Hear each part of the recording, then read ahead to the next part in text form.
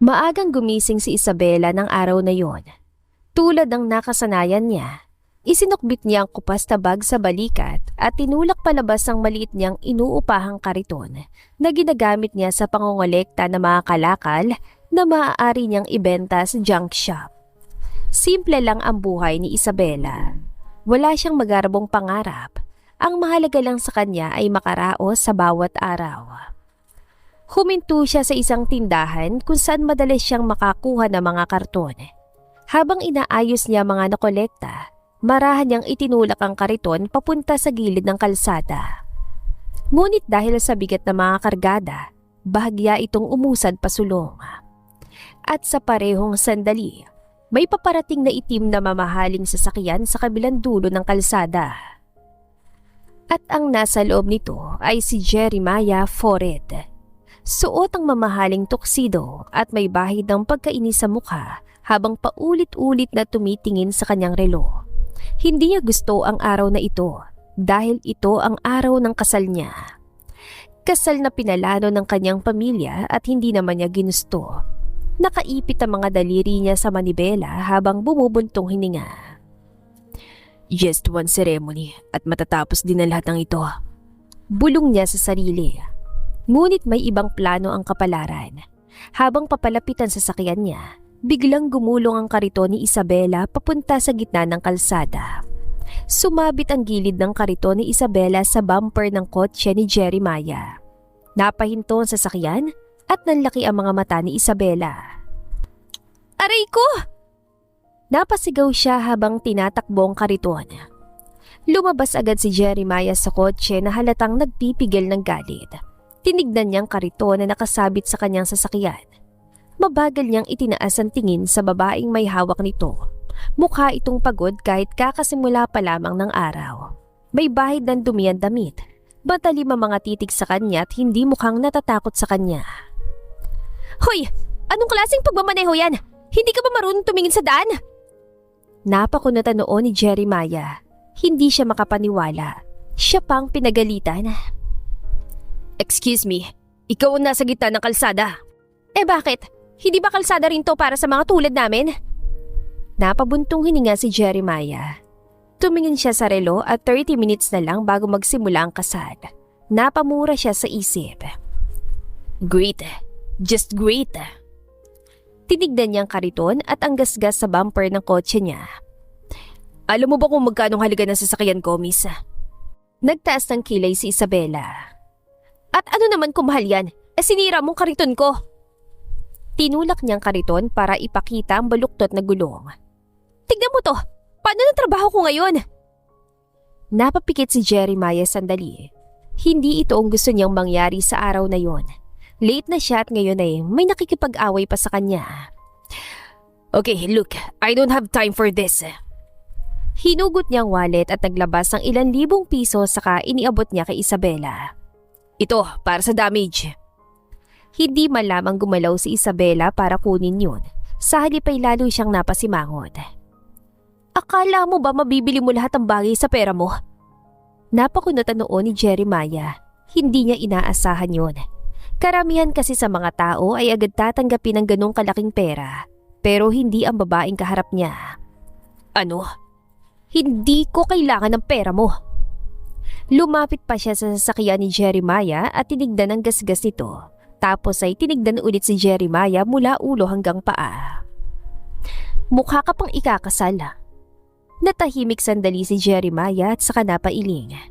Oh, bakit? Kawawa naman yung babae. Nanlaki ang mata ni Jeremiah. Excuse me? Kung ganito ka magmaneho, baka ganito ka rin sa buhay. Halos mapatawa si Jeremiah sa inis. Sa dami ng taong nakilala niya, ngayon lang may nagsalita sa kanya ng ganito. You have no idea who you're talking to. Nagkibit-balikat si Isabela. Wala akong pakialam kung sino ka. Napangiti si Jeremiah. Isang sarkastikong ngiti. Pero may kakaibang ideya na biglang pumasok sa isip niya. Tumingin ulit siya sa relo. Late na siya at siguradong galit na galit ng pamilya niya sa simbahan. Naalala niya ang bride na hindi naman niya mahal ay naghihintay. At doon biglang parang may piraso ng kalokohan ang sumagi sa isip niya. Tinignan niya ulit si Isabela, ang babaeng walang pakialam sa pera niya at kayang sagutin ng isang tulad niya. Lumapit siya sa dalaga at nagulat si Isabela nang bigla siyang hilahin ni Jeremiah papunta sa kotse. Oy, anong ginagawa mo? Sasama ka sa akin. Ha? Teka, bitawan mo ako! Pinilit niyang kumawala pero masyadong malakas si Jeremiah. Binuksan nito ang passenger door. Baliw ka ba? Makinig kang mabuti. Tinitigan siya ni Jeremiah sa mata. May kakaibang determinasyon sa mga titig nito. Because of you, I'm late for my wedding. Napairap lang si Isabela. At kasalanan ko pa pala? Yes. Napatawa siya ng pilit. So now, you're going to fix it. Napakunatan noon ni Isabela. Paano ko ayusin yan? Saglit na natahimik si Jeremiah pagkatapos ay sinabi niya ang bagay na ikinabigla ng babae. Ikaw ang magiging bride ko. Nanlaki ang mata ni Isabela. Ano? Napangiti si Jeremiah, parang gumaan bigla ang pakiramdam niya. Congratulations, ikakasal ka na ngayon. Natulala si Isabela, hindi siya makapaniwala sa narinig. Sira ulo ka ba? Ngunit sa loob-loob ni Jeremiah, ito ang unang desisyon na ginawa niya para sa kanyang sarili. At kahit hindi pa alam ang kung anong mangyayari, sigurado siya sa isang bagay. Mas gugustuhin niyang pakasalan ng babaeng ito kaysa ang babaeng pinili ng pamilya niya. At hindi alam ni Isabela na ang simpleng aksidente sa kalsada ay magsisimula ng pinakamagulong araw ng buhay niya. Hindi pa rin makapaniwala si Isabela sa mga nangyayari. Ilang minuto pa lang ang nakakalipas mula nang sabihan siya ng magiging bride at ngayon ay sakay na siya sa mamahaling sasakyan ni Jeremiah. Pakiramdam niya ay parang nananaginip siya o mas tamang sabihin parang bangungot. Sa kabilang banda, tahimik lang na nagmamaneho si Jeremiah. Nakapako ang mga mata nito sa kalsada, parang wala itong pakialam sa kaguluhang idudulot ng sarili niyang desisyon. Hindi na nakatiis si Isabela. Desidido ka na ba talaga dito sa ginagawa mo? Hindi siya tinignan ni Jeremiah. Oh, bakit? Ano namang problema mo? Hindi ako nagbibiro.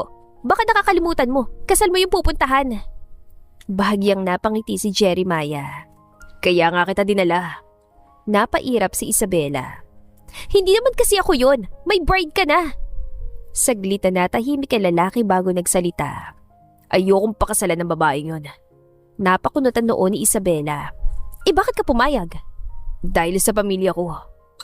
Huminto sandali ang sasakyan sa stoplight at doon lang tumingin si Jeremiah kay Isabela. Pero ngayon, may dahilan na ako para hindi ituloy. Napanganga si Isabela. Ako pa talagang ginawa mo dahilan? Napabuntong hininga siya at napasapo sa noo. Naku po, mapapahamak ako nito. Biglang nagseryoso ang mukha ni Jeremiah. Hindi ka mapapahamak. Sabay tingin kay Isabela. Tutulungan ko pang kapatid mong may sakit. Natigilan si Isabela at nanlaki ang mata niya. Paano mo nalaman? Narinig ko kanina habang nag-aaway tayo. May binanggit ka. Napayuko si Isabela at naalala niya kung paano niya nabanggitan tungkol sa kapatid niyang si Miko na matagal lang may sakit at kailangang maoperahan. Wala siyang pera para doon kaya nagtsatsaga siyang mangalakal at makapag-ipon. Sasagutin ko lahat ang gastos. Mabilis na napaangat ang ulo ni Isabela. Bakit? Derechahan siya sinagot ni Jeremiah. Kapalit ng pagpapakasal mo sa akin. Para siyang binuhusan ng malamig na tubig. Matagal na walang nagsalita at pagkatapos ay mahina siyang bumuntong hininga. Ay, grabe ka. Napapikit siya. Alam niyang mali ito at baliw ang makakaisip sa ideyang yun. Pero sa kabilang banda, naisip niyang kapatid niya. Napahawak siya sa dibdib. Sigurado ka ba sa sinasabi mo? Oo naman. Hindi ba magbabago yung isip mo? Hindi. Napatingin siya sa bintana. Lumipas ang ilang segundo. Pagkatapos ay nagsalita siya ng pabulong. Sige. Saglit na napatingin si Jeremiah sa kanya at bahagyang ngumiti ang lalaki. Ilang minuto pang lumipas at hindi nagtagal ay tumigil ang sasakyan sa harap ng napakalaking simbahan. Punong-puno yun ng mga sasakyan at bisita. Nang bumaba si Isabela mula sa kotse ay parang gusto na niyang umatras. Napatingin siya sa sarili. Madumi ang damit niya at may bahid pa ng kalawang. Naku, hindi yata ako pwedeng pumasok. Hinarap niya si Jeremiah. Tignan mo naman ako, mukha ba akong bride? Ngunit hindi na siya pinakinggan ni Jeremiah. Hinawakan siya nito sa braso. Halika na. Huy, sandali! Ngunit hinila na siya nito papasok ng simbahan. Tahimik ang lahat ang nasa loob. Nasa harapan ng bride na si Karen. Nakatayo sa altar sa napakagandang suot nitong puting gown. Ang mga bisita ay nakaupo at naghihintay. Ngunit biglang bumukas ang pinto ng simbahan dahilan para mapalingon ang lahat. At doon nga, pumasok si Jeremiah kasamang isang babaeng gusgusi ng itsura.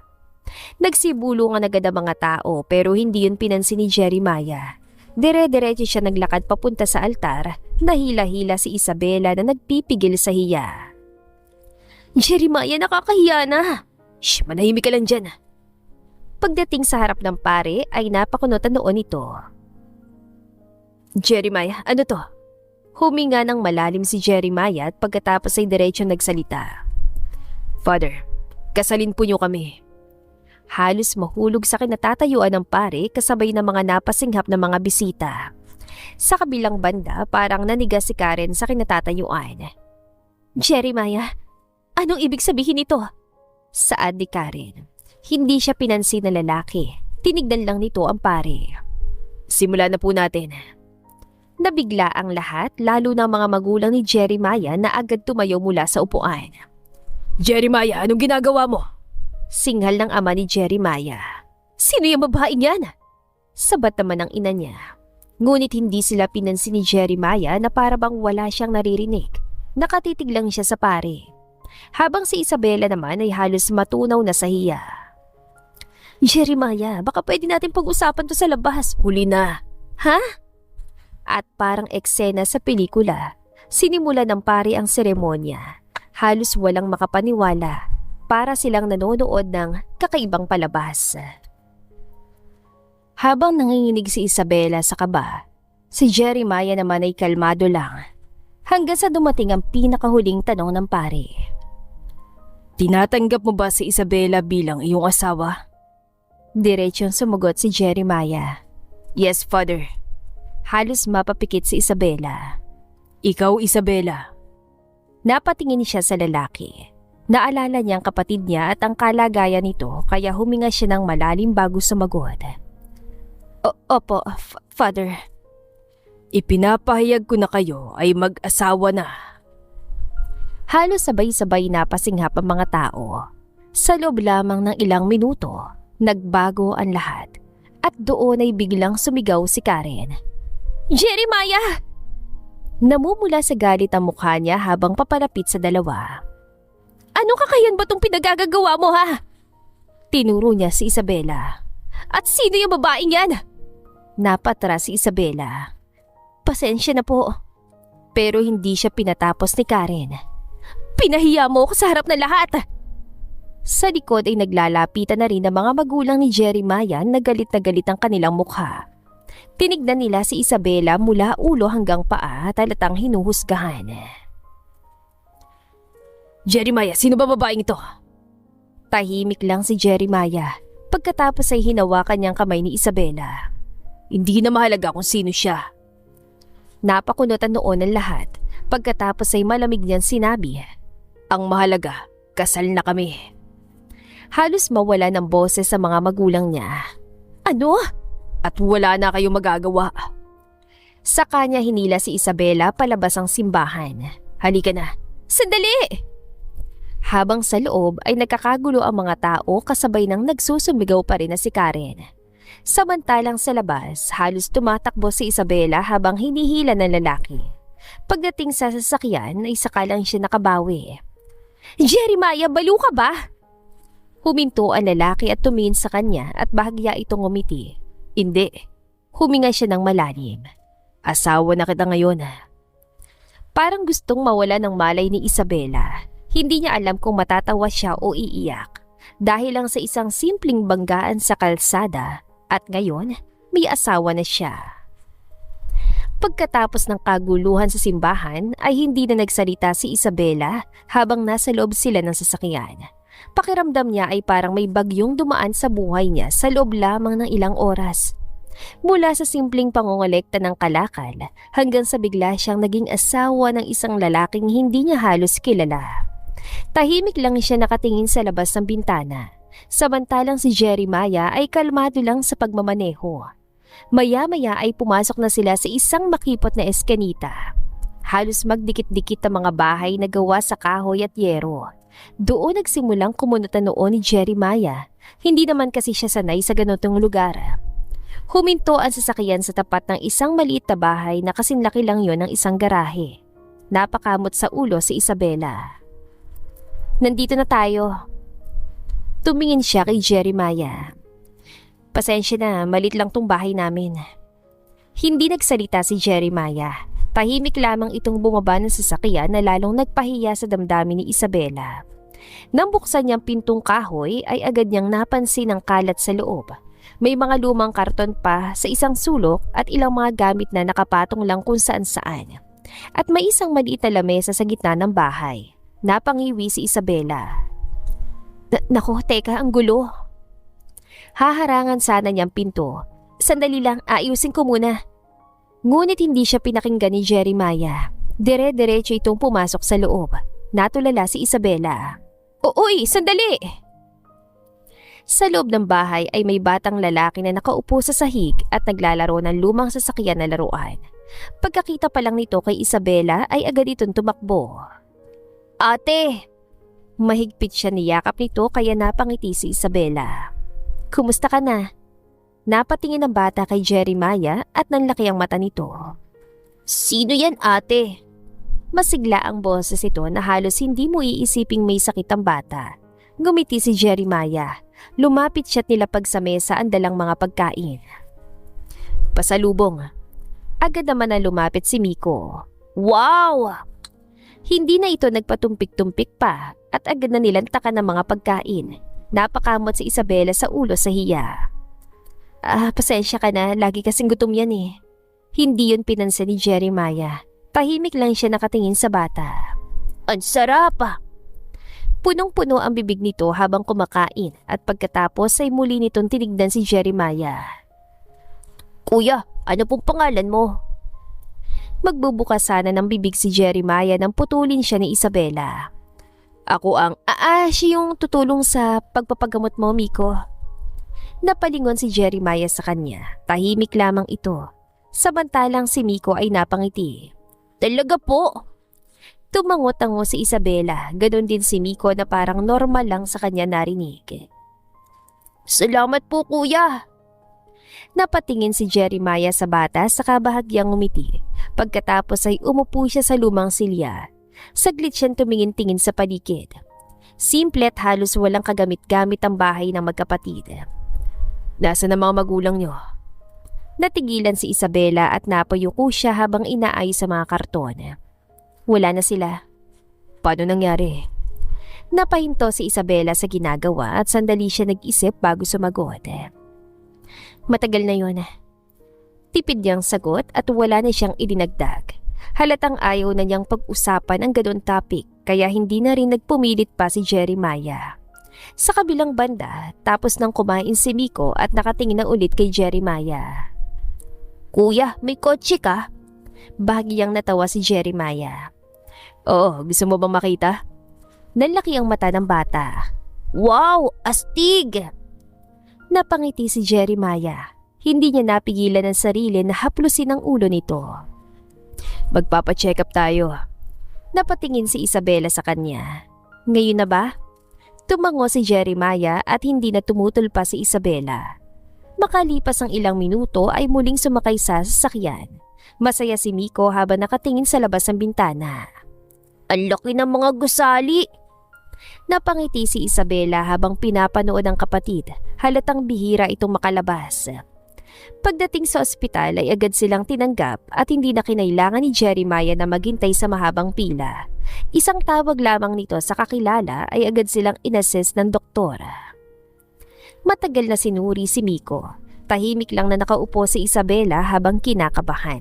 Samantalang si Jeremiah ay nakatayo sa gilid. Pagkatapos ng pagsusuri ay lumabas ang doktor. Kailangan natin ng ilang test. Saad ng doktor. Kinabahan naman si Isabela. Delikado po ba? Mas mabuting maagapan agad. Gawin niyo lahat ng kailangan. Tumango naman ang doktor. Pagkatapos ng check-up ay lumabas sila ng ospital. Pagod si Miko pero masaya pa rin. Ate, gutom na ako. Napangiti naman si Jeremiah. Siyempre, kakain tayo. Nanlaki ang mga mata ni Isabela at hindi nagtagal ay nasa loob na sila ng isang restaurant. Ang sarap nito! Masayang sambit ni Miko na halatang ini-enjoy ang pagkain. Napangiti si Jeremiah habang pinapanood ang bata. Pagkatapos kumain ay dinala pa niya si Miko sa isang tindahan ng damit. Nanlaki ang mata ng bata sa dami ng laruan. Samantalang si Isabela ay natulala sa dami ng binili ni Jeremiah kay Miko. Jeremiah, sobra na yata ito. Ngunit umiling lang siya. Hayaan mo na siya. Pinili din nila ng ilang bagong damit ang bata. Masayang-masaya si Miko at pag-uwi nila sa bahay ay pagod na ito. Nakatulog agad habang yakap ang bago niya mga laruan. Tahimik ng loob ng bahay. Nakatayo si Isabela sa may pintuan, habang si Jeremiah ay nakatingin sa natutulog na bata. Pagkaraan ng ilang sandali ay nagsalita si Isabela sa mahinang boses. Maraming salamat. Napalingon si Jeremiah sa kanya. Pasensya na rin kung nasungitan kita kanina. Napakamot siya sa ulo. Hindi kasi ako sanay na may tumutulong sa amin. Tahimik lang si Jeremiah at tumingin-tingin ulit sa bawat sulok ng bahay. Pagkatapos ay muli siyang tumingin kay Isabela. Asawa na kita.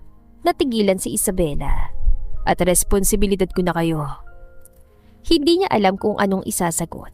Para kay Isabela, parang napakalayo ng mundo nila.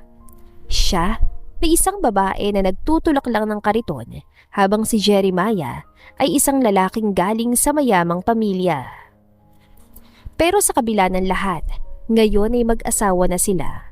Napabuntong hininga si Isabela. Ay, ewan ko sa'yo.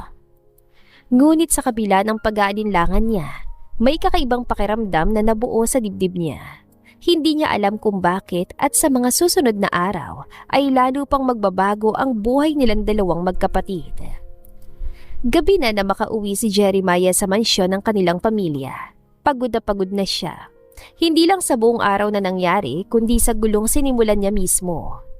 Huminto ang sasakyan sa garahe at mabagal siyang bumaba saka dumiretso sa pintuan ng mansyon. Pagpasok pa lang niya ay agad niyang naramdaman ng kakaibang katahimikan sa loob. Parang may naghihintay sa kanya at hindi siya nagkamali. Nakaupo sa sofa si Karen. Magulo ang buhok nito. Namumula mga mata at may hawak itong baso ng alak. Halatang kakagaling lang sa iyak at mukhang nakainom na rin ng marami. Hindi na nagulat si Jeremiah, para bang inaasahan na niya yon. Hindi siya nagsalita. Dumaan lang siya sa harap nito at naglakad papunta sa hagdan. Ngunit bago pa siya makarating doon, biglang nagsalita si Karen. Jeremiah. Huminto siya sandali pero hindi siya lumingon. Narinig niya ang kalansing ng baso ng ilapagyo ni Karen sa mesa. Mabagal itong tumayo na halos pasuray-suray na. Hihintayin mo pa ba akong magmukhang mas kawawa bago mo ako kausapin? Doon lang bahagyang napabuntong hininga si Jeremiah. Pagod na siya makipagtalo. Mabagal siyang lumingon kay Karen. Nakatitig si Karen sa kanya. Punong-puno ng sakit ang mga mata nito. Ano bang mali sa akin, ha? Tahimik lang si Jeremiah. Lumapit pa si Karen na ilang hakbang. Sabihin mo nga sa akin. Nanginginig ang boses ito. Hindi ba ako maganda? Hindi pa ba ako sapat? Walang emosyon na mukha ni Jeremiah. Para ba nakikinig lang siya sa isang kwento? Jeremiah, ilang taon kitang hinintay. Napatawa si Karen pero halatang pilit lang yon. Ilang taon kong tiniis ang pagiging malamig mo sa akin. Napabuntong hininga si Jeremiah. Karen, lasing ka lang. Parang sinampal ang babae sa sinabi niya. Huwag mo baguhin ang usapan. Napahawak na ito sa mesa para hindi matumba. Sagutin mo ako. Ngunit kalbado pa rin si Jeremiah. Umuwi ka na. Nanlaki ang mata ni Karen. Ano? Yan na ang sasabihin mo? Matapos mo kong iwan sa simbahan? Magpahinga ka na. Mabagal na siya lumingon at nagsimulang umakyat sa hagdan. Parang wala siyang pakialam sa galit at sakit na nararamdaman ng babae sa likod niya. At bago siya tuluyang makalayo, sumigaw pa muli si Karen. Hindi ako papayag! Huminto sandali si Jeremiah. Narinig mo ba ako? Namumula na mukha ni Karen sa galit. Hindi ako papayag na mapunta ka sa iba. At sa babaeng yun pa talaga. Hindi na lumingon pa si Jeremiah. Para bang wala siyang narinig. Nagpatuloy lang siya sa pag-akyat habang si Karen ay nanginginig sa galit sa ibaba. Maya-maya ay tumawa ito. Isang mapait na tawa. Akala mo tapos na to. Hindi ako makakapayag. Mahina pero matalim ang boses ito. Tahimik siyang umalis sakay ng kanyang sasakyan. Hindi pa tapos ang galit niya. Hindi siya papayag na maagaw sa kanya si Jeremiah. Kahit sino pa makalaban niya. At ayun ang simula pa lang ng mas malaking gulo. Sa kabilang dulo ng pasilyo, bahagyang nakaawang ang pinto ng silid ng mga magulang ni Jeremiah. Tahimik lamang silang nakikinig at nakasilip sa siwang ng pinto. Narinig nila ang mga banta ni Karen. Napabuntong hininga na lang ang ama ni Jeremiah. Sinara na niya ang pinto at umupo sa gilid ng kama. Samantalang ang ina ni Jeremiah ay napapikit na lang habang nakahawak sa noo. Hindi ko talaga gusto ang babaeng yan sa simula pa lang. Mahina ang boses ito. Tumango naman ang asawa niya. Pero wala tayong magagawa. Napabuntong hininga siya. Malaki ang utang na loob natin sa mga magulang niya. Natahimik sandali ang babae. Pagkatapos ay nagsalita ito. Pero hindi na si Karen ang pinakasalan ng anak mo. Napatingin na matandang lalaki sa kanya. May asawa na si Jeremiah. Dagdag ng ina ni Jeremiah. Hindi naman natin kilala. Tugon naman ang matandang lalaki. Napapikit ang ina ni Jeremiah. Mas gugustuhin ko pa yun kesa naman kay Karen. Napabuntong hininga na lang ang ama ni Jeremiah. Sa kabilang banda, nasa kwarto na si Jeremiah. Tinanggal niya ang suot na coat at binagsak yun sa kama. Naupo-upo siya sa gilid ng kama at napasapo sa noo. Sa buong araw, nararamdaman na niya ang pagod at naaalala niya ang maliit na bahay ni Isabela at ang batang si Miko. Ang paraan ng pagtingin sa kanya ng babae na parang hindi siya mapagkakatiwalaan. Bahagya siya napangiti. Isang kakaibang araw at desisyon na hindi niya pinag-isipan ng matagal, ngunit hindi niya ito pinagsisihan. Dahan-dahang bumangon si Isabela kinabukasan. Ayaw niyang gambalain ang humihilik pang kapatid na si Miko. Kailangan niyang maagang gumising para makapangolekta ng kalakan. Ngunit bago pa siya tuluyang makatayo, napakunutan noon niya. Sino naman kayang kumakatok ng ganitong kaaga? Lumapit siya sa pinto. Pagbukas niya, halos mapatras siya sa gulat. Sa labas ay may 5 lalaking nakaitim na suit. Natigilan si Isabela. Ha? Tinignan niya mga ito mula ulo hanggang paa. Maliho yata kayo ng bahay. Ngunit yumuko ng bahagya ang isa sa mga lalaki at magalang na nagsalita. Magandang umaga po, Ma'am Isabela. Lalong kumunatan noon niya. Ma'am? Hindi na siya nakapagtanong pa dahil bigla na lang nagsipasukan sa bahay ang mga lalaki. Nanlaki ang mata niya. Hoy, ano yan? Agad nilang sinimulang tipunin ng ilang damit nila. Ang iba ay inilalagay sa malalaking bag at ang iba naman ay inilalabas sa sasakyang nakaparada sa labas. Napahawak si Isabela sa ulo. Sandali lang! Hinabulot niya ang braso ng isa sa mga lalaki. Ano bang ginagawa niya sa bahay namin? Huminto ang lalaki na magalang pa rin ang mukha nito. Utos po ito ni Sir Jeremiah. Natigilan siya. Ha? Ililipat na po kayo sa mas maayos na bahay. Hindi agad nakapagsalita si Isabela. Inihanda na po ni Sir ang lahat. Napakurap si Isabela. Pakisuyo na lang po na magayos na kayo ng kapatid niyo. Halos mapangiwi si Isabela.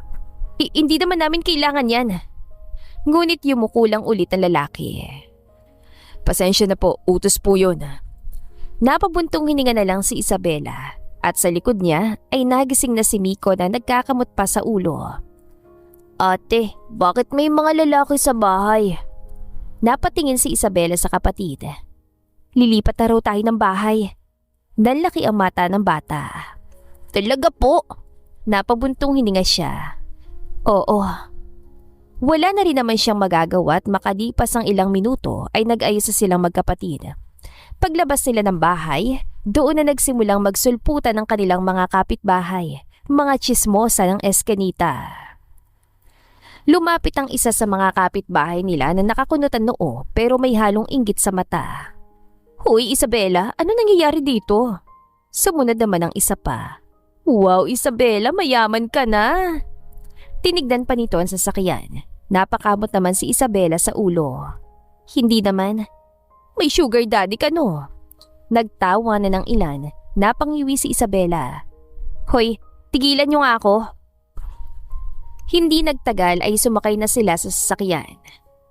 Habang papalayo ang kotse, nakatingin pa rin sa kanila ang mga kapitbahay. Makalipas ang kalahating oras, pumasok ang sasakyan sa subdivision. Halos hindi makapaniwala si Isabela sa nakikita.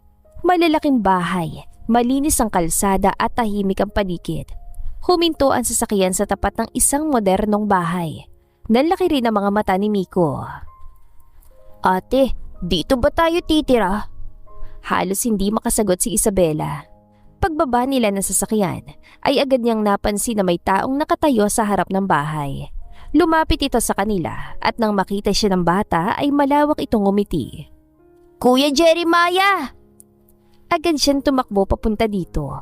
Bahagyang natawa si Jeremiah habang hinaplos ang ulo ng bata. Kumusta ka? Ang laki ng bahay, kuya! Napangiti ang lalaki. Nagustuhan mo ba? Tumango ng mabilis si Miko. Opo! Hindi na ito nakapaghintay. Agad itong tumakbo papasok ng bahay. Ate, ang ganda sa loob! Napailing na lang si Isabela. Pagkatapos ay hinarap niya si Jeremiah. Jeremiah, medyo seryoso ang mukha niya. Hindi mo naman kailangan gawin to. Tinignan siya na lalaki. Sobra na ito. Saglit na natahimik si Jeremiah at pagkatapos ay tumingin siya sa loob ng bahay kung saan naroon si Miko. Naririnig nila ang masayang boses ng bata.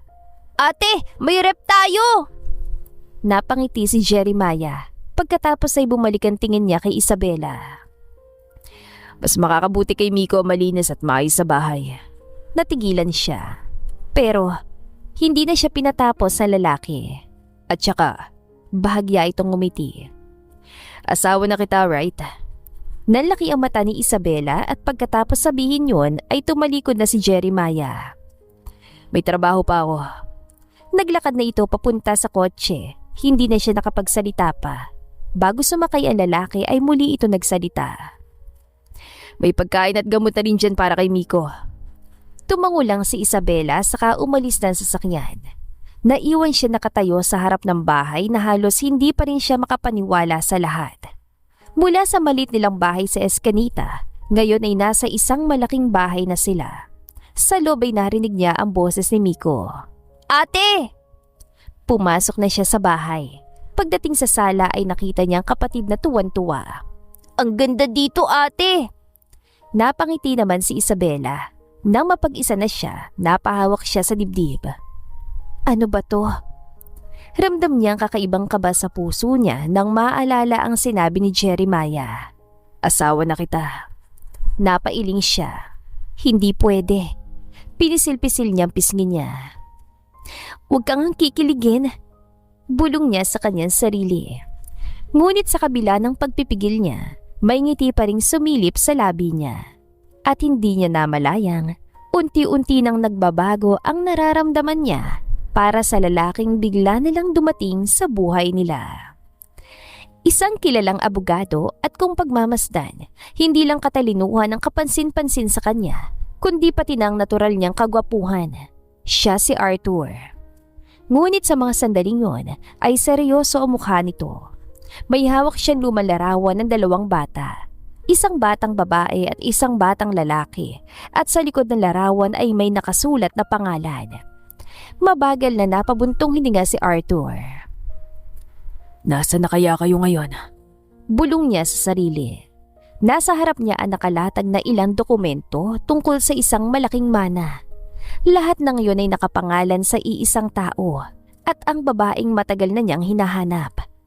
Ilang taon na rin mula nang ipagkatiwala sa kanya ng mga magulang nito ang mga dokumentong yon. Naalala pa niya ang araw na yon ilang taon nang nakararaan. Sa isang private na kwarto ng ospital, mahina ng kalagayan ng ama ni Isabela. Nakahiga ito sa kama habang kausap si Arthur. Arthur, may hihilingin sana ako. Tahimik lang na nakikinig si Arthur. Ano po yun? Huminga ng mabigat ang matandang lalaki. Kapag nawala kami ng asawa ko, napatingin ito sa kisame bago nagpatuloy. Hanapin mong anak ko. Napakunutan noon ni Arthur. Siya pa rin ang tagapagmana ng lahat at sa iyo ko'y pagkakatiwala ang mana niya. Tinignan siya ng matanda sa mata. Hanggat hindi mo siya nahahanap, huwag mong ipapalam kahit na kanino. Matagal bago sumagot si Arthur at pagkatapos ay tumango siya. Ako na pong bahala. Makakaasa kayo sa akin, sir. At mula noon, sinimula na niyang hanapin ang magkapatid. Ngunit hindi yon naging madali. Lumipas sa mga taon, ngunit parang naglaho na lang sa hangin ng dalawang bata. Hanggang sa kasalukuyan, sa opisina niya ngayon, muli niyang tinitigan ng larawan. At maya-maya ay may kumatok sa pinto at pumasok ang kanyang sekretarya na may dalang mga ilang papeles. Sir Arthur, ito po yung mga report na pinapahanap niyo. Inilapag nito ang folder sa mesa. Binuksan niyo ni Arthur. Nakasaad doon ang mga listahan ng mga lumang address at pangalan na posibleng konektado sa pamilya cartel. Ngunit karamihan ay walang malinaw na sagot kaya napabuntong hininga siya. May bago ba? Umiling ang sekretarya at saglit siya natahimik. Pero may isang impormasyon po. Napatingin si Arthur sa sekretarya. May nagsabi po na may babae nagngangalang Isabela Cartel na dati daw nakatira sa isang eskinita sa lungsod. Dagdag ng sekretarya. Biglang naging seryoso ang mukha ni Arthur. Sigurado? Hindi pa po kumpirmado, sir. Pero ayon sa impormasyon, may kasama daw itong batang lalaki na may sakit. Unti-unting tumayo si Arthur. Saan ang lugar na yon? Sinabi ng sekretarya ang pangalan ng eskinita. Hindi niya alam kung tamang impormasyong yun, pero sapat na yun para magkaroon siya ng pag-asa. Tinignan niya ulit ang larawan sa mesa. Panahon na para makita ko kayo. Samantala, hindi alam ni Isabela na may isang tao na matagal na siyang hinahanap. Isang lalaking hawak ang lihim ng kanya nakaraan. At kapag nagtagpo landas sila, malalaman ni Isabela ang katotohanang isa siyang tagapagmana. Huminto ang sasakyan ni Jeremiah sa harap ng bahay na ibinigay niya sa magkapatid. Saglit siyang nanatili sa loob ng kotse. Hindi niya rin alam kung bakit siya napunta doon. Balak niya lang sanang silipin kung maayos bang kalagayan ng magkapatid. Pero sa totoo lang, may kakaibang pakiramdam sa dibdib niya na parang gusto lang niyang makita kung ayos ba si Isabela. Napailing siya sa sariling isip. Ano ba to? Pagkatapos ay bumaba siya ng kotse. Lumapit siya sa pintuan at kumatok ng marahan. Walang sumagot kaya bahagyang napakunutan noon niya. Nakaabang pa sana siyang kumatok ulit nang biglang bumukas ng kusa ang pinto. At doon niya nakita si Isabela na nakasuot lang ng pambahay. May bahid pa ng harina ang pisngi nito at may hawak na sandok na halatang nagluluto. Natigilan si Jeremiah. Hindi niya inaasahan ang itsura nito. Malayo sa madungis at mataray na babaeng nakita niya noong una silang magkita sa kalsada. At sa mga sandaling yun, parang ibang tao si Isabela. Mas maaliwalas at magaan tignan. Napakurap siya.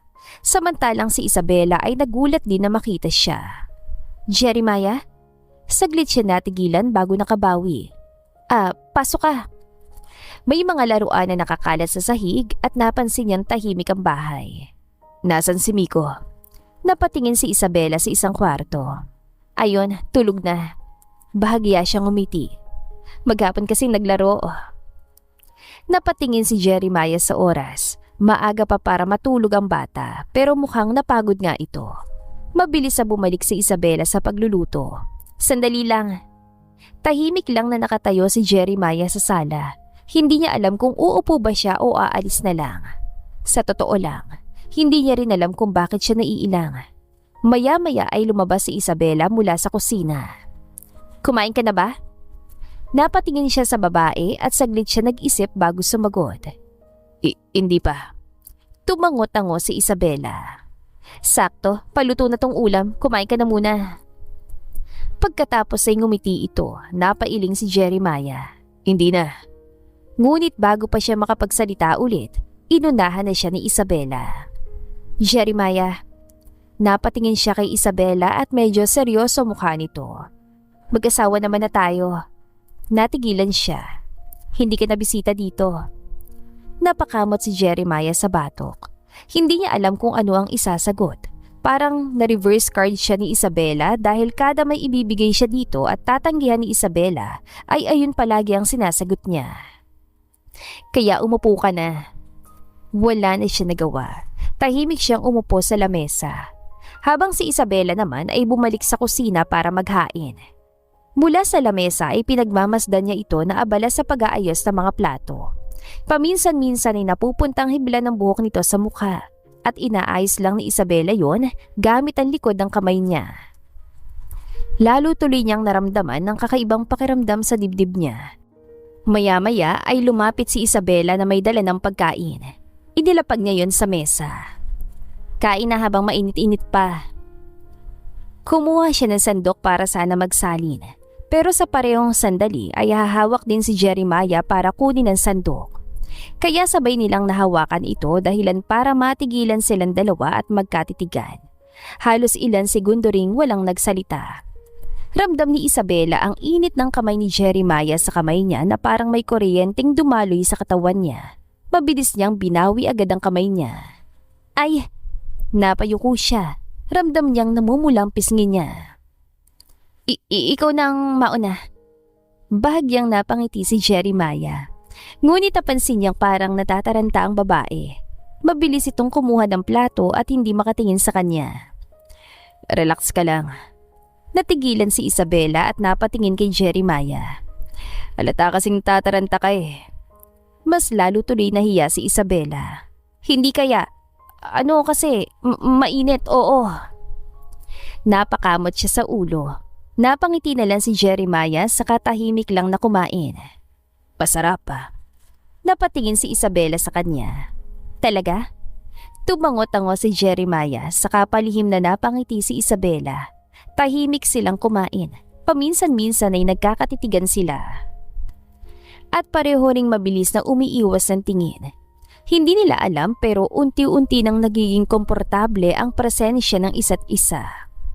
Sa labas ng bahay, may isang sasakyang nakaparada sa hindi kalayuan at ang nasa loob nito ay si Karen na mahigpit ang hawak sa manibela. Nakatanaw siya sa bahay nila Isabela at kanina pa siya nakasunod kay Jeremiah.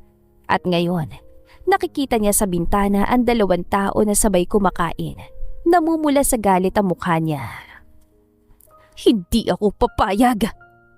Mahigpit niyang ikiniyom ang kamao. Hindi ako papayag na maagaw ka sa akin. Walang kaalam-alam sina Jeremiah at Isabela na patuloy lang kumakain na parang normal na mag-asawa na may isang taong galit na nakamasid sa kanila sa dilim. At ang galit na yon ni Karen ay malapit nang sumabog. Matapos ang hapunan ay tahimik na inayos ni Isabela ang mga pinagkainan nila ni Jeremiah. Nakaupo lang sa sala si Jeremiah habang pinagmamasdan ang paligid ng bahay. Maya-maya ay lumapit si Isabela na may hawak ng 2 tasa ng kape. Kape.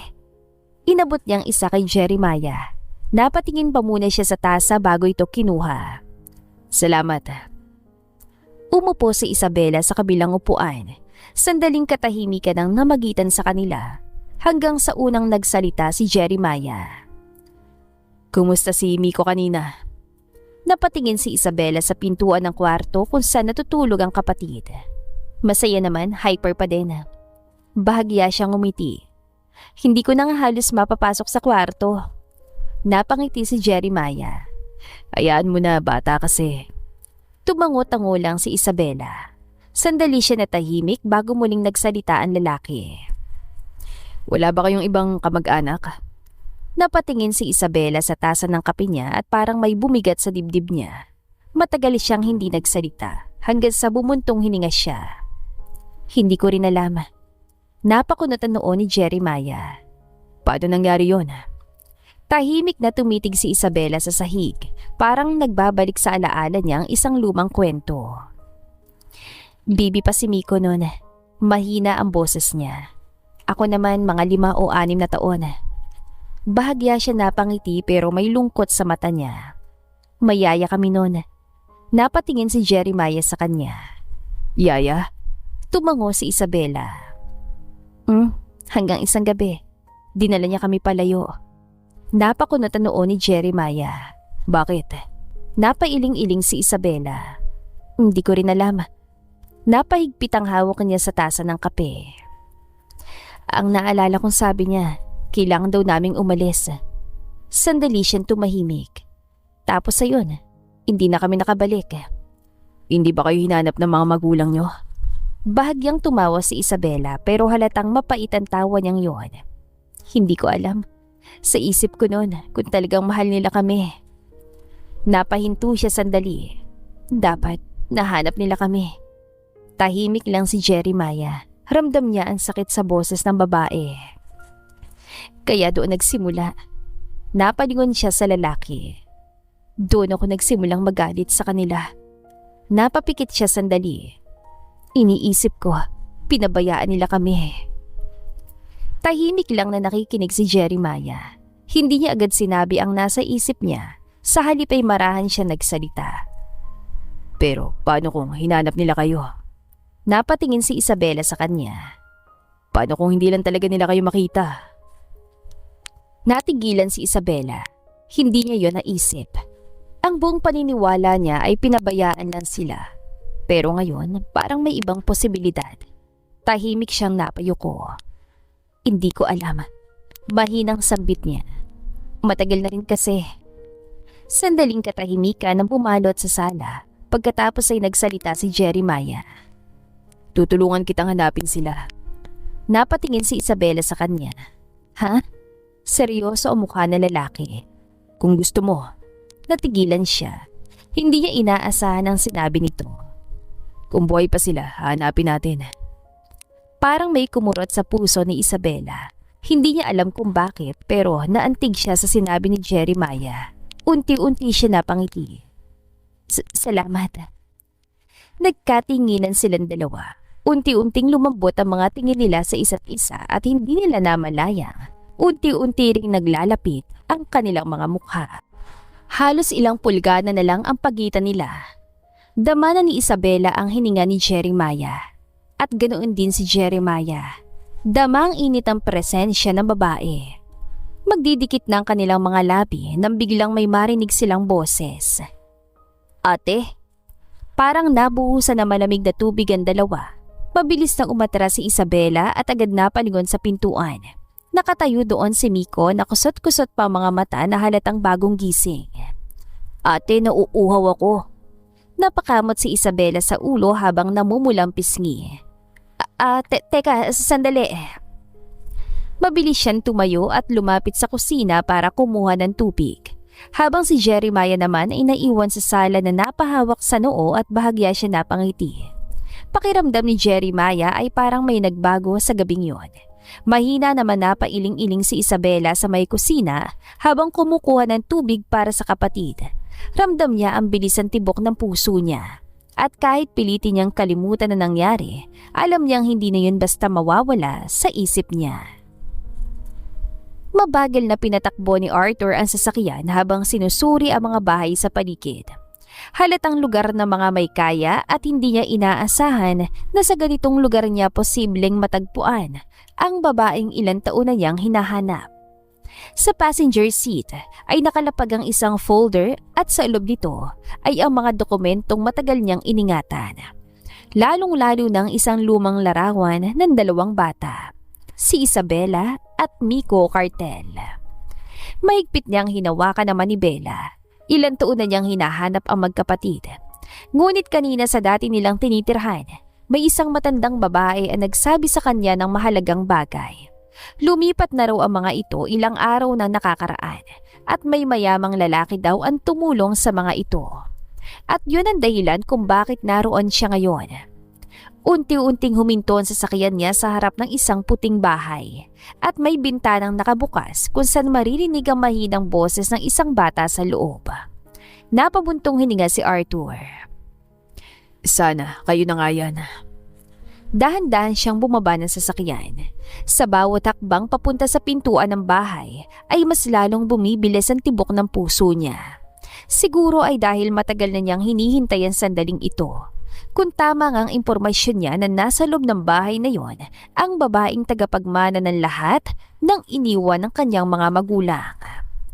Huminto siya sa harap ng pinto. Saglit siyang nag-alinlangan bago kumatok. Ilan segundong lumipas, saka siya muling kumatok.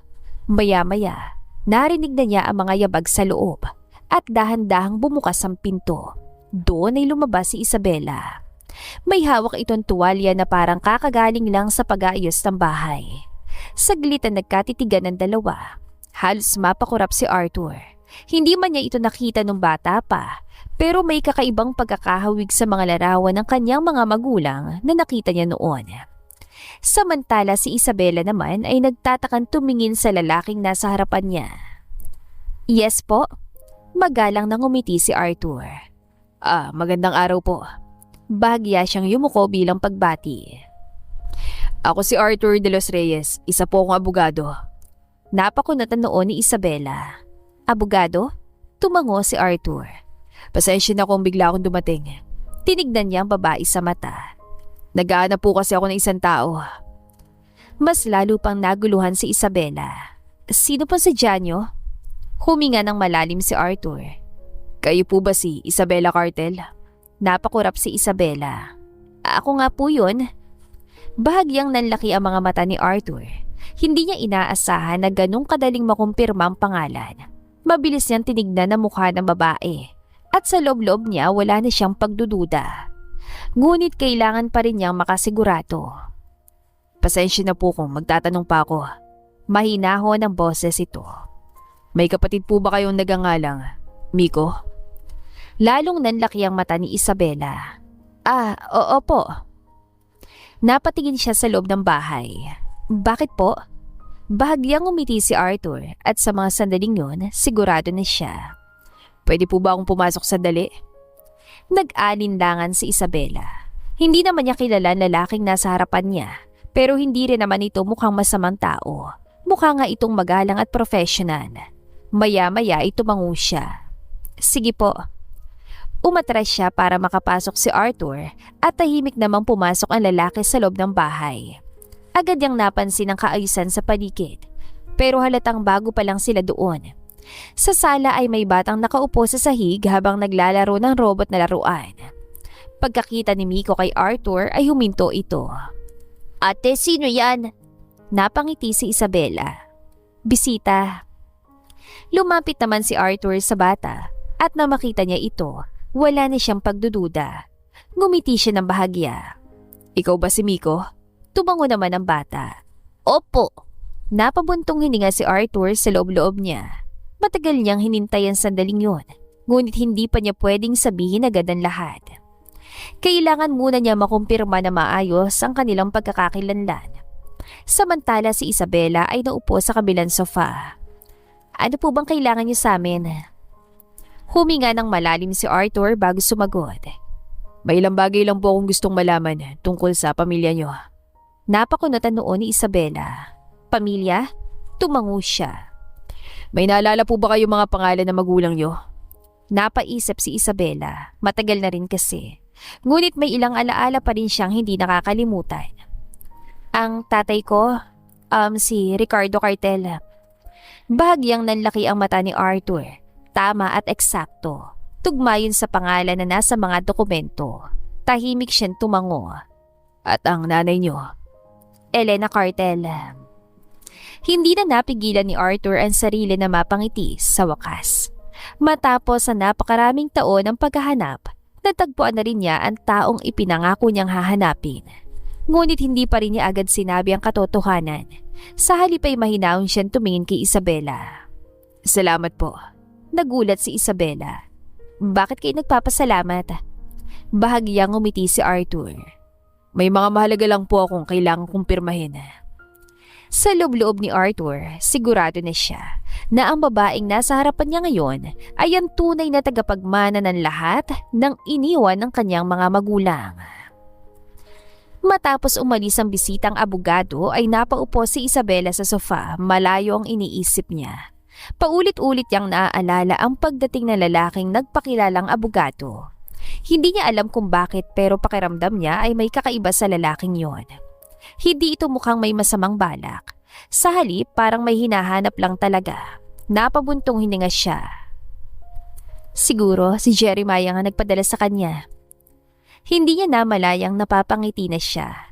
Bigla niya kasing naalala ang sinabi ng lalaki kagabi na tutulungan siya na mahanap ang mga magulang niya. Napahawak siya sa dibdib niya. Parang may kung anong mainit na pakiramdam ang gumapang doon. Hindi niya inaasahan na tutuparin agad ni Jeremiah ang sinabi nito ni hindi pa nga lumilipas ang isang araw. Napailing siya. Hindi niya alam kung matatawa ba siya o kikiligin. Sa loob ng mahabang panahon, ngayon lang siya nakaramdam na may taong handang tumulong sa kanya. At ang taong yon ay ang lalaking pinakasalan niya nang hindi niya inaasahan. Napatingin siya sa pintuan ng bahay. Hindi niya namalayang hinihintay pala niyang muling bumalik si Jeremiah. Sa kabilang banda naman, pabalik-balik na naglalakad sa loob ng isang mamahaling condo unit si Karen. Mahigpit ang pagkakahawak nito sa baso ng wine na galit ang itsura. Hindi ko matatanggap to. Paulit-ulit na bumabalik sa isip niyang eksenang nakita niya kagabi. Isabela. Parang may laso ng pagbigkas niya sa pangalan. Matagal na niyang kilala si Jeremiah at matagal na rin niyang gustong mapa sa kanya ang lalaki. Pero ngayon, may isang babaeng bigla na lang sumulpot. Isang babaeng galing sa wala at mukhang mahirap. At ngayon, pinakasalan pa ni Jeremiah. Napabuntong hininga siya ng malalim. Hindi pwede to. Lumapit siya sa bintana at tumingin sa labas ng lungsod. Unti-unting nabubuo ang isang plano sa isip niya. Hindi siya papayag na basta na lang mawala sa kanya si Jeremiah. At kung may kailangan siyang gawin ay gagawin niya. Dahan-dahan siyang napangiti. Kung hindi kita makukuha, sisiguraduhin kong mawawala siya sa babaeng yun. Mahina niyang bulong. Halatang mahal na mahal ni Isabela ang batang nakita niya. At kung may isang bagay na siguradong makakasakit sa babae, yun ay ang kapatid nito. Umupo siya sa sofa at kinuha ang cellphone, may tinawagan siya. May papagawa ko sa'yo. Tumayo siya at naglakad papunta sa bintana. Parang nakikita na niya ang susunod na mangyayari. Si Isabela na umiiyak habang si Jeremiah ay galit na galit. Pero wala na silang magagawa. Dahil sa oras na hawak na niyang kapatid na babae, hawak na rin niya ang kahinaan nito. Kapag nakuha niyo ng bata, ipalam niyo agad sa akin. Pagkababa ng tawag ay tumawa si Karen na puno ng kasamaan. Walang kaalam-alam si Isabela sa mga darating na araw. Ang batang pinakamamahal niya ang siyang magiging dahilan ng pinakamalaking panganib sa kanilang buhay. Lumipas sa mga araw na halos hindi namamalaya ni Isabela. Sa mga panahong yon ay palagi nang may bumibisita sa bahay nila. At habang tumatagal, unti-unti nang nagiging magaan ang pakikitungo nila sa isa't isa. Hindi na lamang ito isang abogado sa paningin ni Isabela. Naging kaibigan na rin niya ito. Sa tuwing dumarating si Arthur, palaging unang natutuwa ay si Miko. Kuya Arthur! Tatayo agad ang bata mula sa paglalaro at tatakbo papunta sa lalaki. Minsan ay may dala itong pasalubong kaya mabilis ding napalapit ang bata sa kanya. Samantala si Isabela naman ay nakasanayan ng presensya ng abogado. Madalas sila nagkakape sa sala habang nagkukwentuhan. Hanggang sa isang araw, dumating si Arthur na may dalang folder. Mukhang seryoso mukha nito at agad na napansin yun ni Isabela. May problema ba? Umupo si Arthur sa sofa at nilapag ang folder sa mesa. Huminga siya ng malalim bago tumingin kay Isabela. May sasabihin ako sa iyo importante. Bahagyang kinabahan si Isabela. Ano yun? Dahan-dahan niyang itinulak ang folder papunta sa babae. Tungkol sa pamilya mo. Napakunutan noon ni Isabela at binuksan niya ang folder. Sa loob ay may mga dokumento at mga papeles na hindi niya maintindihan. Unti-unti siya napatingin kay Arthur. Ano to? Seryoso mukha na lalaki. Yan ang iniwan ng mga magulang mo. Natigilan si Isabela. Iniwan? Tumango-tango si Arthur. May mga negosyo sila, kumpanya. Napakurap si Isabela. Hindi niya agad naintindihan. Sandali, ano bang ibig mong sabihin? Huminga ng malalim si Arthur. Isabela, isa kang heredera. Tumingin siya ng diretsyo sa mata ng babae. Hindi naman makagalaw si Isabela at halos maging estatwa na sa kinaupuan. Ano? Napatingin siya sa mga dokumento at halos hindi niya yon maunawaan. Ikaw ang tagapagmana ng lahat ng ari-arian ng mga magulang mo. Dagdag pa ni Arthur. Napahawak si Isabela sa noon niya. Parang bigla siyang nahilo. Hindi pwede to. Mahina pa siya natawa. Siguro nagkakamali ka lang. Umiling si Arthur at dahan-dahan niyang inilabas ang isang lumang litrato mula sa folder. Larawan yon ng 2 taong nakangiti, isang lalaki at isang babae. Sila ang mga magulang mo. Napatingin si Isabela sa litrato at sa hindi niya maipaliwanag na dahilan, may kung anong kumurot sa puso niya. Parang may bahagi ng alaala niya ang biglang nagising. Sila. Unti-unting namuo ang luha sa mata niya. Patay na sila, di ba? Tahimik na tumango si Arthur. Doon ay hindi na napigilan ni Isabela ang pagluha. Hindi niya inaasahan na kahit galit siya sa mga magulang niya, masakit pa rin pala ang malaman na wala na sila. Lumapit si Miko sa ate niya. Ate, bakit ka umiiyak? Agad namang pinunasan ni Isabela ang luha niya. Wala to. Ngumiti siya sa kapatid pero halatang pilit yon. Ilang araw pagkatapos ng pag-uusap na yon, isinama sila ni Arthur sa isang sementeryo kung saan naroon ang 2 magkatabing puntod. Unti-unting lumapit si Isabela. Napahigpit ang hawak niya sa kamay ni Miko. Hindi niya alam kung ano ang mararamdaman. Galit, lungkot at pangungulila. Lahat yon ay parang nagsabay-sabay sa kanyang dibdib. Tahimik siyang lumuhod sa harap ng puntod. Bakit? Mahina niyang bulong. Bakit hindi niyo kami nahanap? Tumulo ang luha niya sa marmon, samantalang si Miko ay tahimik lang na nakatayo sa tabi niya. Hindi pa niya lubos na iintindihan ng lahat, pero alam niyang mahalaga ang sandaling yon para sa ate niya. Ilang oras din silang nanatili doon, hanggang sa nagpasya na silang umuwi. Pagdating sa bahay ay naupo sila ni Arthur sa sala. Sa mesa ay nakalatag ang mga dokumento ng negosyo ng kanyang mga magulang. Marami silang naiwang kumpanya. Pinakita niya mga papeles. Pero nang mawala kayo, unti-unting nalugi ang iba. Napatingin si Isabela sa mga dokumento. Kung gugustuhin mo, pwede nating buhayin ulit ang mga ito. Tahimik silang nakikinig. Napakalaki ng sinasabi ni Arthur. Mga negosyo, ang kumpanya at responsibilidad. Hindi niya alam kung kaya niya yun. Pwede ba ako mag-isip muna? Ngumiti si Arthur. Siyempre. Tumango naman si Isabela. Sa loob-loob niya may iba siyang iniisip. Kung may pagkakataon siyang magsimula ulit, gusto niyang mag-aral. Matagal na niyang pangarap yon. Pero habang nag-iisip siya, may biglang pumasok sa isip niya, si Jeremiah. Napakunutan noon niya. Wala pa itong alam sa mga nangyayari. Hindi niya pa ito nakakausap tungkol dito. Sa mga nakarang araw kasi halos hindi ito bumibisita. Kung pupunta man, saglitan lang. Mukhang sobra itong abala. Napabuntong hininga si Isabela. Hindi niya alam kung paano niya sasabihin dito ang lahat. Tahimik siya napatingin sa pintuan ng bahay. Sa isip niya, sana'y dumating si Jeremiah. Dahil marami siyang gustong sabihin sa lalaki tungkol sa bagong natuklasan niya sa buhay niya. Kailan kaya siya ulit bibisita? Parang sinagot naman ng pagkakataon ng sinabi niya na may nag-doorbell sa isang hapon. Napalingon siya sa pintuan at ganoon din si Miko. Ate, may tao! Mabilis na pinunasan ni Isabela ang kamay niya sa tuwalya at lumabas ng kusina. Pagbukas niya ng pinto, naroon si Jeremiah na napangiti na makita siya. Pwede bang pumasok? Halos hindi maitago ni Isabela ang tuwa sa mukha niya. Oo naman. Umatras siya para makapasok ang lalaki.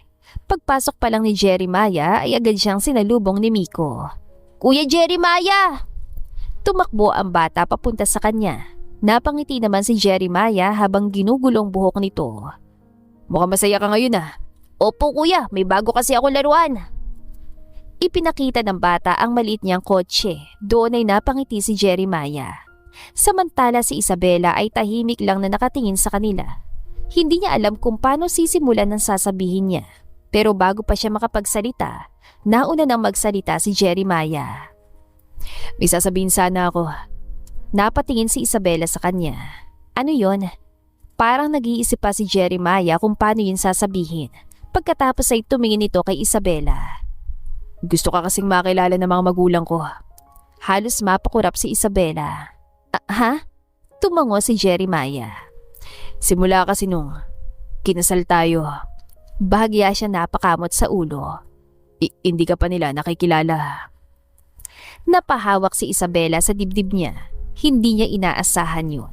Sa totoo lang, naisip na niya baka ayaw ng pamilya ni Jeremiah sa kanya dahil sa paraan ng pagkakasal nila. Pero ngayon, gustong makilala siya ng mga magulang nito. Kung okay lang naman sa'yo, sumama kayo sa akin sa mansyon. Natigilan si Isabela saglit. Sa loob-loob niya ay gusto sana niyang sabihin ng tungkol sa pagiging heredera niya. Pero tila naudlot ang lahat ng plano niya. Gayunpaman, hindi niya maitago ang saya. Ipapakilala siya ni Jeremiah bilang asawa. Unti-unti siya napangiti. Sige. Napangiti rin si Jeremiah. Maganda ka na. Sa labas ng gate ay nakaparada ang sasakyan ni Jeremiah. Nauna na lumabas si Miko. Ako mauna! Tumakbo ang bata papunta sa kotse.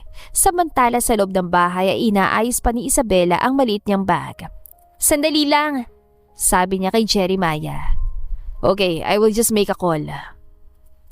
Habang naghihintay ang lalaki sa sala na parehong busy, hindi nila alam na sa labas ng bahay ay may lalaking nakamasid sa paligid. Nakatayo ito sa gilid ng kalsada at naghihintay. Nang makita nitong lumabas si Miko, agad itong lumapit at ngumiti sa bata. Ikaw ba si Miko? Napatingin ang bata sa kanya. Opo, bakit po? Ngumiti ang lalaki. Pinapasundo kasi kayo sa bahay ni Kuya Jeremiah. Nagulat si Miko. Talaga po? Tumango ang lalaki.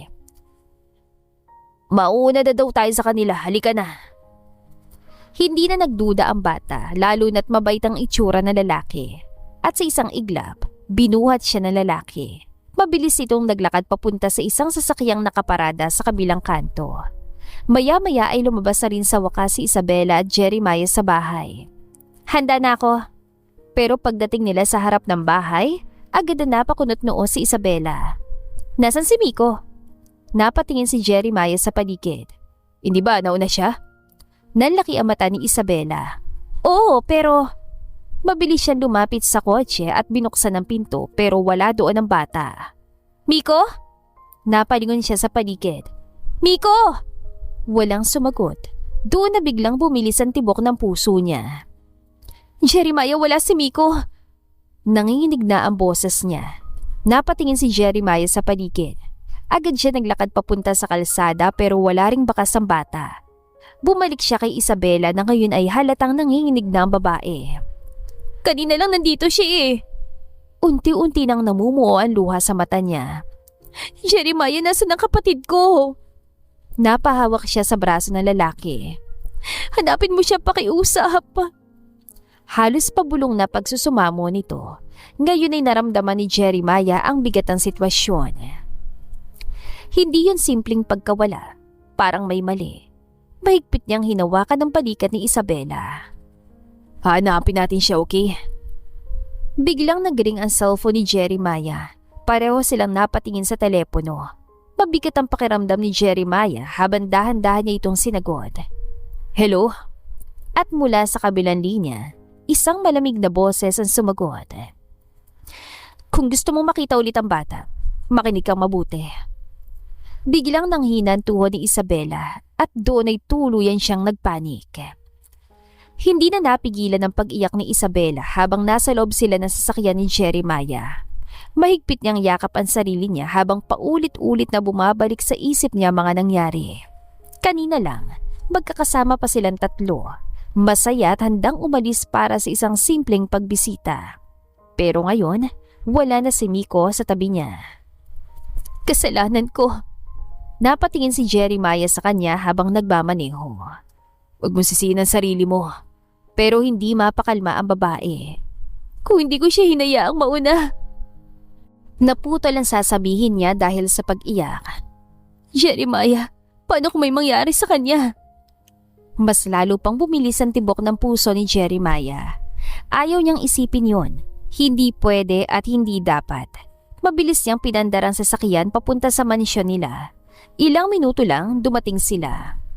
Pagkababa pa lang ni Isabela sa kotse ay halos matumba siya sa panghihina. Pero agad siyang inalalayan ni Jeremiah. Dahan-dahan. Pagpasok nila sa loob ng mansyon, agad silang sinalubong ng ina ni Jeremiah. Halata sa mukha nito ang pag-alala na makitang kalagayan ni Isabela. Namumugto ang mga mata nito at namumutla.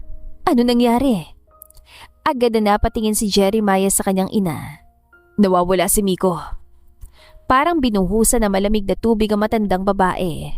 Diyos ko po! Napahawak siya sa dibdib niya. Paano nangyari yun? Lumapit siya kay Isabela at hinawakan ang kamay nito. Anak, kumalma ka muna. Pero tuloy-tuloy pa rin ang pag-iyak ni Isabela. Hindi ko po alam. Kanina lang po kasama namin siya. Hindi na niya maituloy ang sasabihin. Napaupo siya sa sofa habang umiiyak. Lumabas naman mula sa opisina ang ama ni Jeremiah.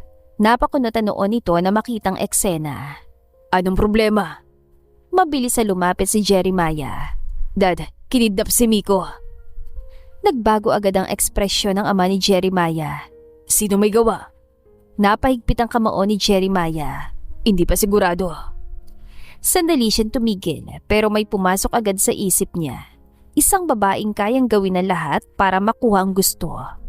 Pero mahinala na ako. Tumango-tango ang ama niya. Gagamitin ko mga koneksyon ko.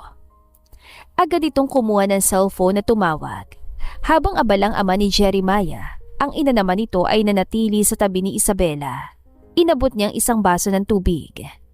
Uminom ka muna, iha. Nanginginig ang kamay ni Isabela habang tinatanggap ang baso. Pasensya na po. Hindi ko po inaasahan na ganitong unang pagkikita natin. Tumulo na naman ang luha niya. Sa ganitong sitwasyon pa. Dahan-dahang hinawakan ng ina ni Jeremiah ang kamay niya. Huwag mo nang isipin yun. Mahinahon ang boses ito. Mas mahalaga ngayon na mahanap natin ang kapatid mo. Bahagya niyang pinisil ang kamay ni Isabela. Magiging ayos din ang lahat.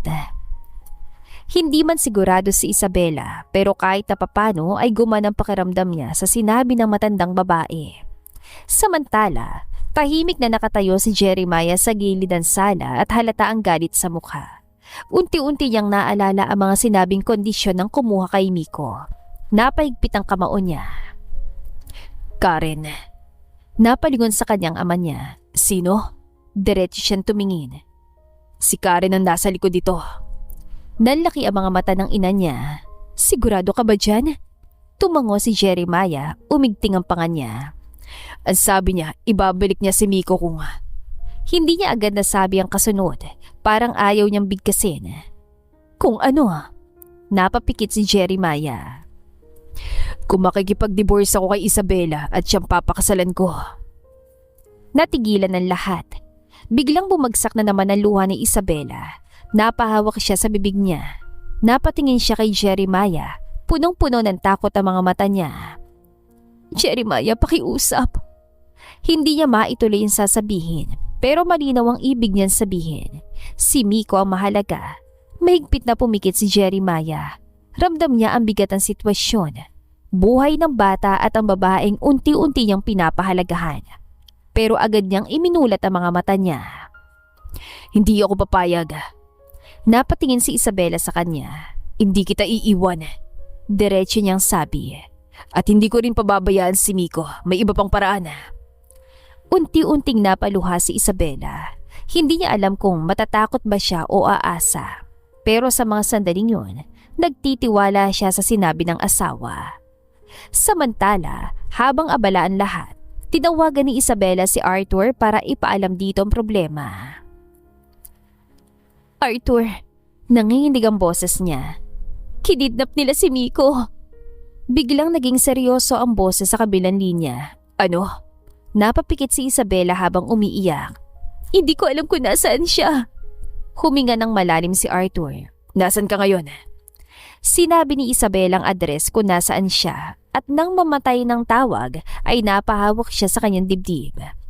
Ngayon, 2 tao ang handang tumulong sa kanya. Pero sa kabila nito, hindi pa rin nawawala ang takot sa puso niya. Dahil sa bawat minutong lumilipas, hindi niya alam kung anong ginagawa nila sa kapatid niya. Hindi pa man tuluyang humuhupa ang tensyon sa loob ng mansyon ay biglang may humintong sasakyan sa labas. Bahagyang hinihingal at halatang nagmadali si Arthur. Pagpasok pa lang niya ay agad niyang hinanap si Isabela. Isabela! Naputol ang sasabihin niya nang mapansin ang paligid. At higit sa lahat, may ibang mga taong nandoon. Napatingin siya kay Jeremiah at ganoon din ito sa kanya. 2 lalaking nagtatagisan ng tingin na parang sinusukat ang isa't isa. Samantala si Isabela ay agad na lumapit kay Arthur. Arthur! Bahagyang hinawakan niya ang braso nito. Salamat at dumating ka. Tumango naman si Arthur pero hindi pa rin nawawala ang tanong sa isip niya. Bakit nandito ka? Napatingin siya kay Jeremiah. At sino sila? Napahinga ng malalim si Isabela. Alam niyang darating ang sandaling ito pero hindi niya inaasahan na sa ganitong sitwasyon pa. Arthur, si Jeremiah. Asawa ko siya. Parang tumigil ang oras para kay Arthur at nanlaki ang mata niya. Ano? Napatingin siya kay Jeremiah pagkatapos ay bumalik kay Isabela. Kasal ka na? Samantala si Jeremiah naman ay napakunutan noo. Teka, sandali. Napatingin siya kay Isabela. Kaibigan mo ba siya? Napapikit si Isabela sandali. Ipapaliwanag ko pero huwag muna ngayon. Napatingin siya sa kanilang dalawa.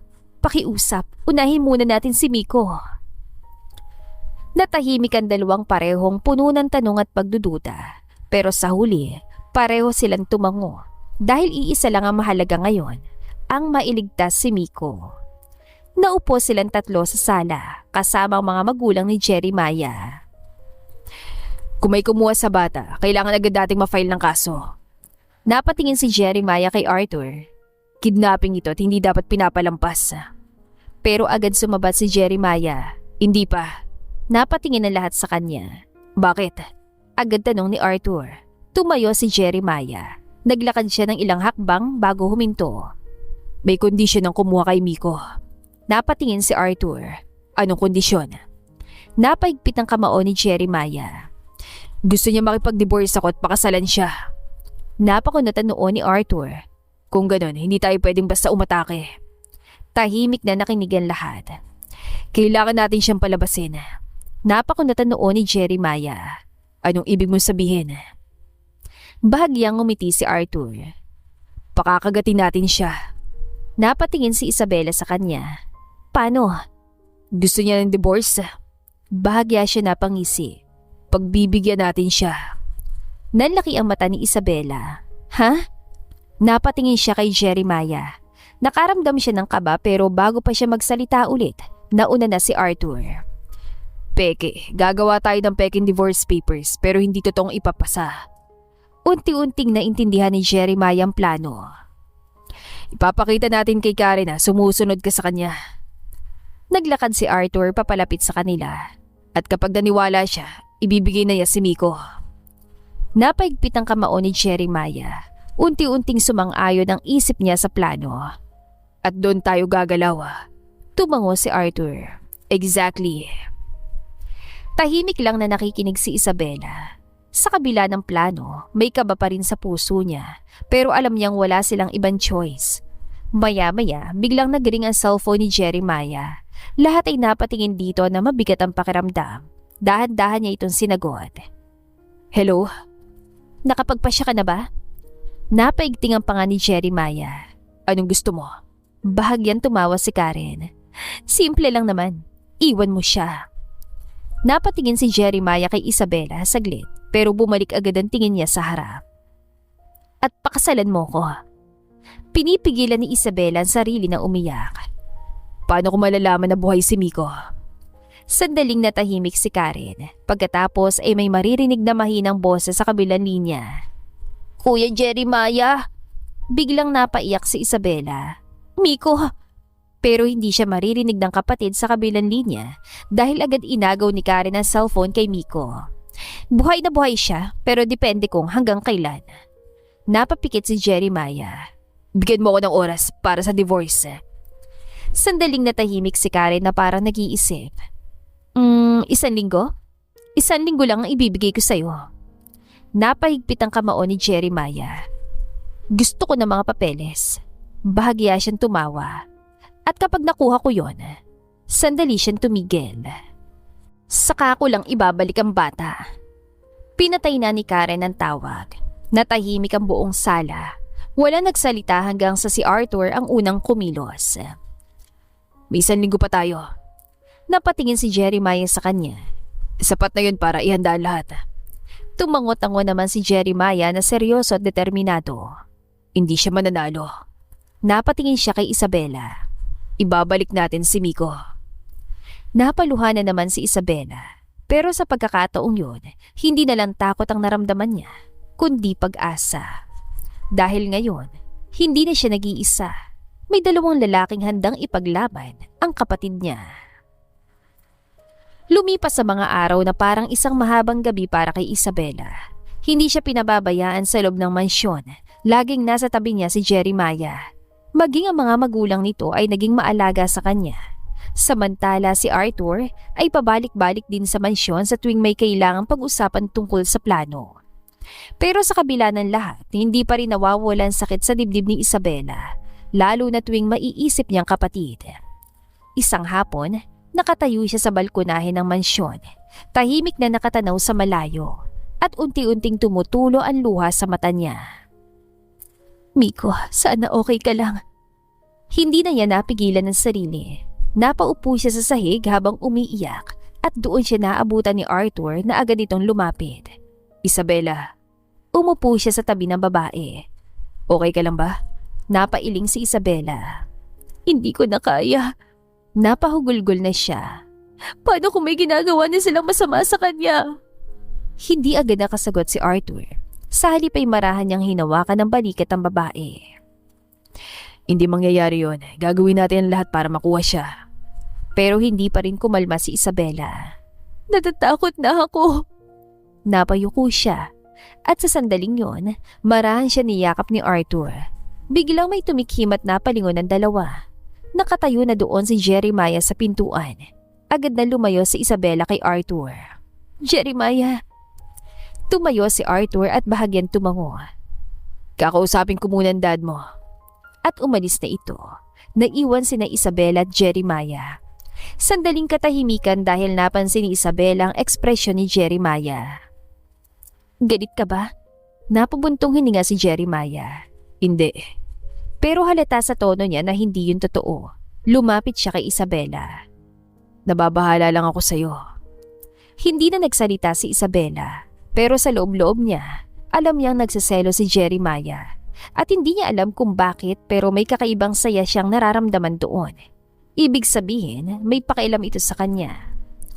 Kinagabihan, unang pagkakataon na magtatabi sila sa iisang kama.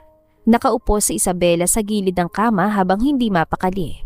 Samantala si Jeremiah naman ay nakatayo sa tabi ng bintana at nakatanaw sa labas.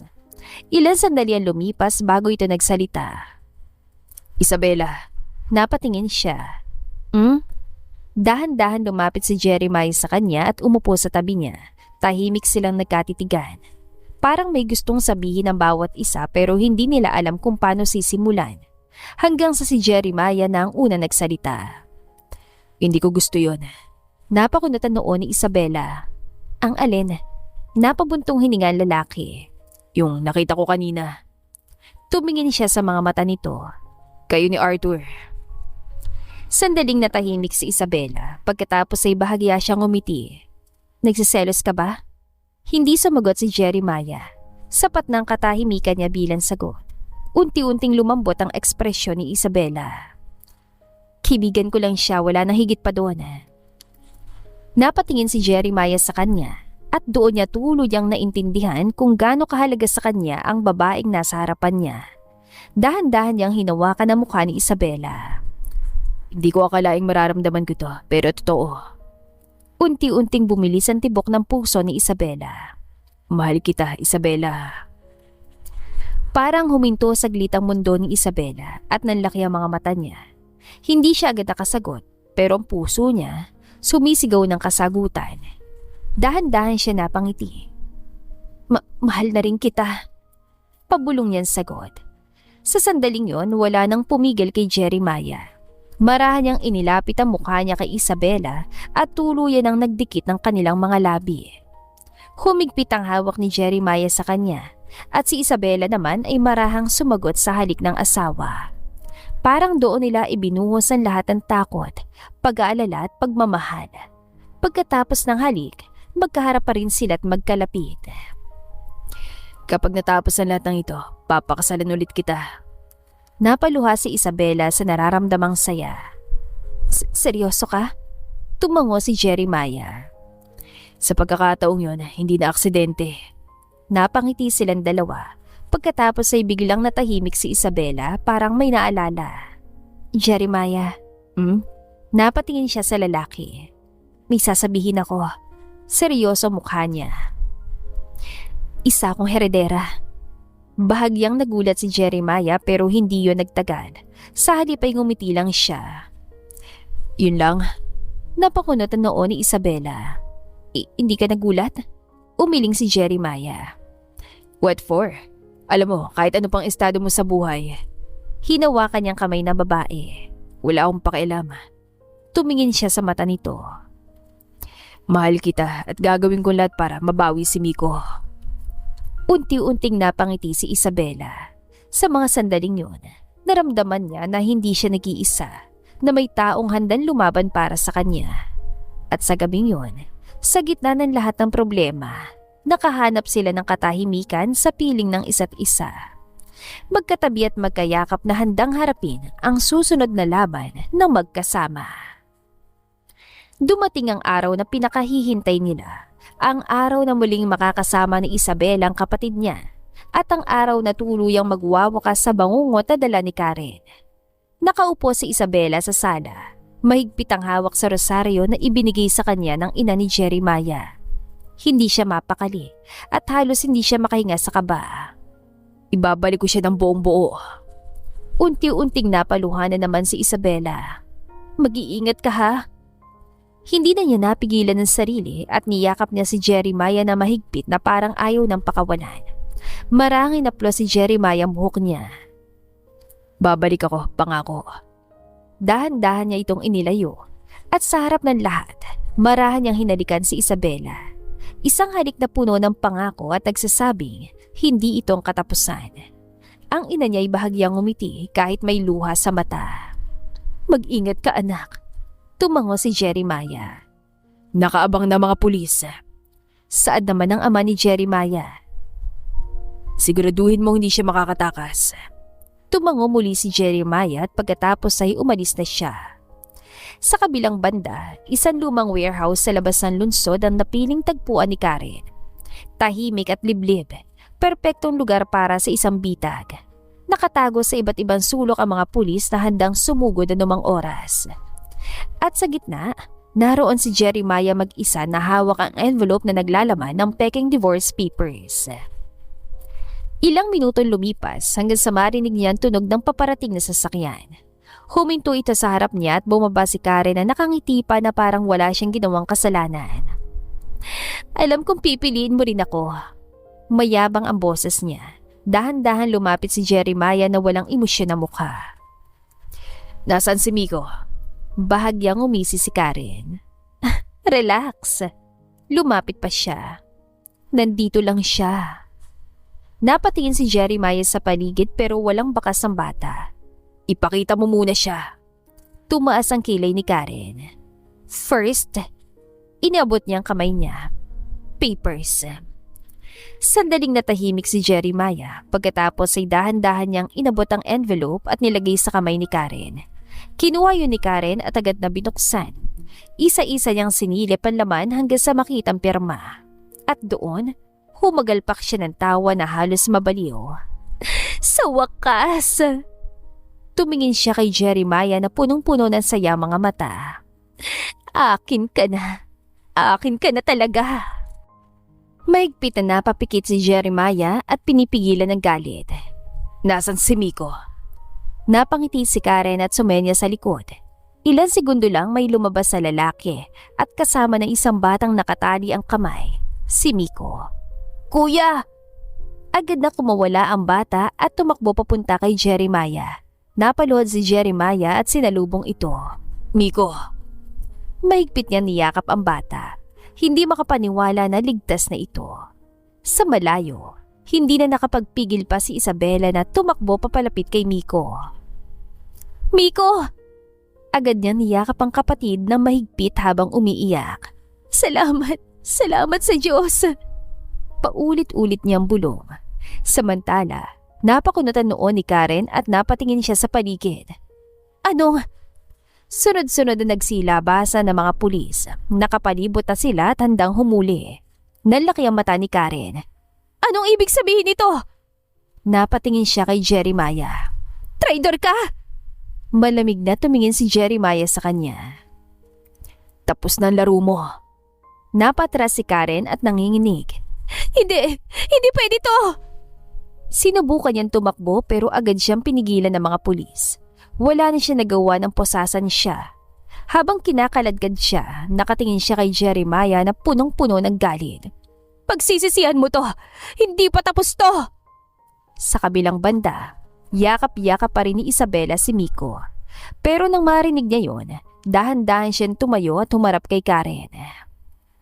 Tapos na. Napatingin si Karen sa kanya. At sisiguraduhin ko mabubulo ka sa kulungan. Hanggang sa tuluyan ng isinakay si Karen sa police mobile. Dahan-dahang lumapit si Jeremiah kina Isabel at Miko. Mahigpit silang nagyakap ang tatlo at matapos sa mahabang laban, nakahinga na rin sila ng malaya. Ilang buwan ang lumipas matapos ang lahat, unti-unting bumalik sa normal ang buhay. Pero sa pagkakataong ito, mas totoo na. At gaya ng pangako ni Jeremiah, muli niyang pinakasalan si Isabela. Isabela, hindi man naging madali ang lahat ng pinagdaanan natin. Napangiti siya ng bahagya. Pero kung may isang bagay akong pinagpapasalamat. Tumingin siya sa mata ni Isabela. Yun ay ang makilala ka. Pangako ko na pipiliin kita araw-araw. Jeremiah, dumating ka sa buhay ko sa panahon na hindi ko inaasahan. At sa gitna ng lahat ng sakit, ikaw naging pahinga ko. Napaluha na siya ng tuluyan. Mahal kita. Nagpalitan sila ng singsing at sa hudyat ng pare, marahan siyang hinalikan ni Jeremiah. Lumipas sa mga araw at nagsimula ang bagong yugto ng buhay nila. Tinupad ni Isabela ang pangarap na matagal niyang pinagpaliban. Nag-aral siya. Kasabay nito, unti-unti niyang binuhay muli ang mga negosyo ng kanyang mga magulang. Sa tulong ni Jeremiah, lalo itong naging maayos.